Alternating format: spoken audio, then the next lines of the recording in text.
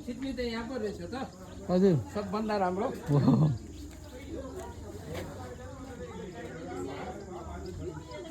म त खाएर आएको भने पनि हो रोज पकाएर खाएर आएको